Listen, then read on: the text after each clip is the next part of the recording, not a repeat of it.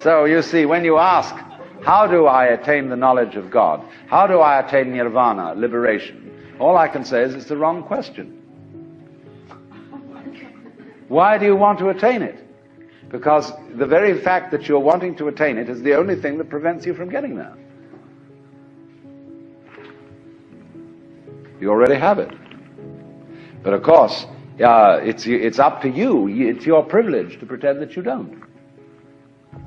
That's your game. That's your life game. That's what makes you think you're an ego. And when you want to wake up, you will. Just like that. If you're not awake, it shows you don't want to.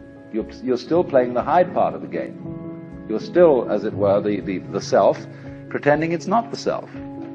That's what you want to do. So you see, in that way too, you're already there. When you understand this, a funny thing happens. And some people misinterpret it. You will discover, as this happens, that the distinction between voluntary and involuntary behavior disappears. That this now moment in which I'm talking and you're listening is eternity.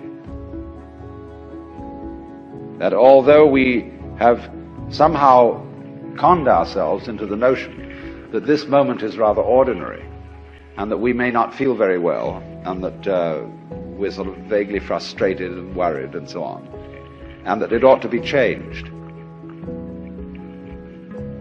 This is it. So you don't need to do anything at all. But the difficulty about explaining that is that you mustn't try not to do anything, because that's doing something. And how to explain that? Because there's nothing to explain. It is the way it is now, you see. And if you understand that, it will automatically wake you up.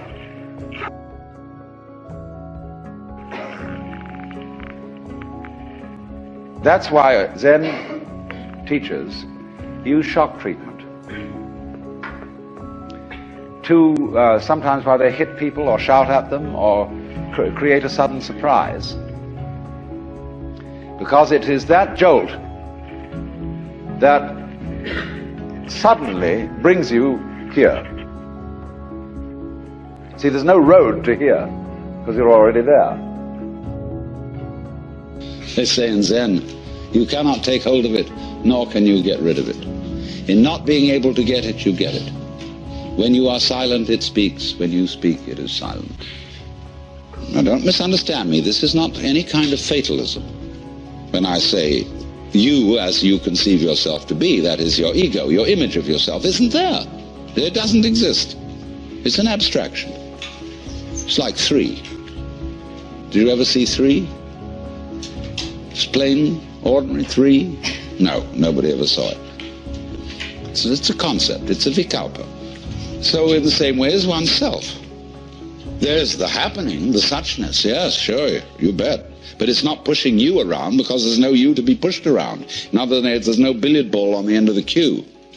There's the queue, you know, it goes this way and goes that way.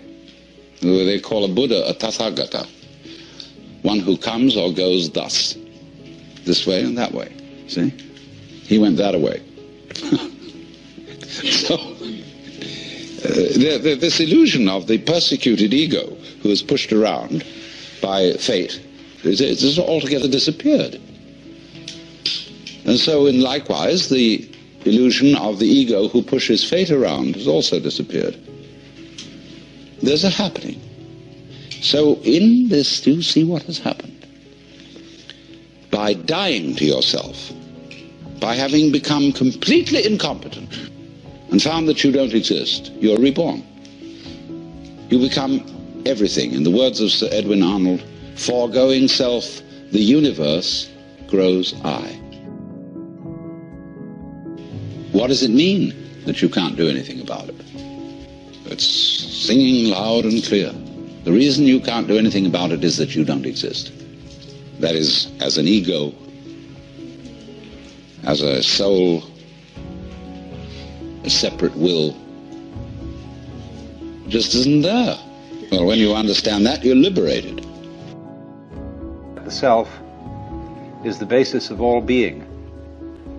And being is not something into which we come, but out of which we proceed. In popular language, we say, I came into this world, as if you came from somewhere else altogether, from outside. But you don't. You come out of this world, just in the same way as the leaves come from the tree. And so in that way you are an expression of it, and the self meaning itself, self meaning identity, self meaning basis, ground, is what everybody fundamentally is. There is only now. If you say, well, tomorrow, the next day, maybe in another dozen lifetimes, I'll be ready. That means, simply and solely, I don't want to be bothered with it now. I'm even not interested in it now, so I've got an excuse for putting it off. Which is fine, that's perfectly okay. You can put it off. There is no reason, there is no compulsion why you should come out of this illusion. And so, you see, it's like the idea of forgiving somebody. You change the meaning of the past by doing that. It's like also when you watch the flow of music. The melody, as it is expressed, is changed by notes that come later. Just as the meaning of a sentence, especially, say, take German or Latin, where there's the convention of placing a verb at the end of a sentence, you wait, in other words, till later to find out what the sentence means, according to our way of feeling it. So it is also in our language, if I say I love you, you don't know, when I've said I, what I is doing. I could say I hate you. So we don't know until later. So in other words, the word love or the word hate changes the function of the word I. And then I was going to say, I love flowers. No, but I love you. You see? And so the word later changes the meaning of those that go before. The present is always changing the past.